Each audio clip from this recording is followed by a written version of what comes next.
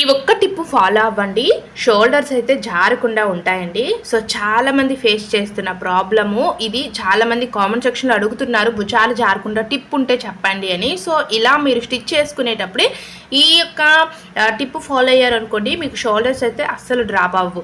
First మనము front part, back part ఇవన్నీ ready చేసి పెట్టుకుంటాం కదా, హ్యాండ్స్ గట్ట.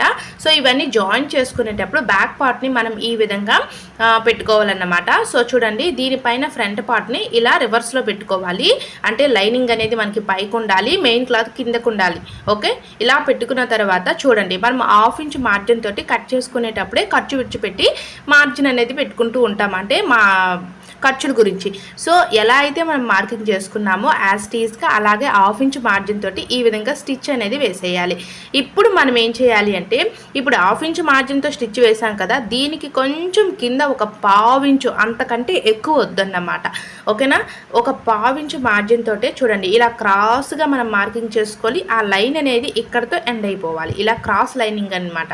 సో ఇప్పుడు మనం ఏ విధంగా అయితే మార్కింగ్ చేసుకున్నామో యాజ్ టీజ్గా అలాగే ఒక కొంచెం రఫ్ కుట్ ఇచ్చేసి ఇక్కడ డబల్ స్టిచ్ వేసేయండి. సో అంతేనండి, చాలా సింపుల్. ఇంతవరకు మేము కుట్టి ఇంకా షోల్డర్స్ డ్రాప్ అవుతున్నాయని కస్టమర్స్ నుంచి మీరు ప్రాబ్లమ్స్ ఫేస్ చేస్తే మాత్రం ఒక్కసారి టిప్ ఫాలో అవ్వండి, చాలా బాగా వర్కౌట్ అవుతుంది. మనకి ఏంటి అంటే ఈ యొక్క నెక్ దగ్గర, అంటే బ్యాక్ పార్ట్ అవ్వచ్చు, ఫ్రంట్ పార్ట్ అవ్వచ్చు, నెక్ దగ్గర టైట్గా ఉండి, అంటే మరీ అంత టైట్గా కాదు, ఫ్రీగా ఉంటుందన్నమాట.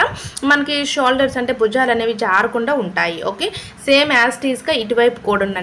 నెక్ వైపే మనము 1/2 ఇంచు పెట్టాలి. ఓకేనా, మనం హ్యాండ్స్ జాయింట్ చేస్తామే, హ్యాండ్స్ వైపు కాదు, నెక్ వైపు 1/2 ఇంచు మార్జిన్ ఉండేటట్టుగా మార్కింగ్ చేసుకోవాలి. చూడండి ఇలా. ఓకే, మీకు ఏమైనా డౌట్స్ ఉంటే కామెంట్ సెక్షన్లో కామెంట్ చేయండి, నేను రిప్లై ఇస్తాను. ఓకేనా, ఇంకా చాలామంది ఏంటి అంటే బిగినర్స్ ఉంటూ ఉంటారు, వాళ్ళు కొంచెం కన్ఫ్యూజ్ అయిపోతారు, ఎలాగా ఏంటి, ఈవిడ చాలా ఫాస్ట్గా చెప్పేస్తున్నారు అర్థం కావట్లేదు అని.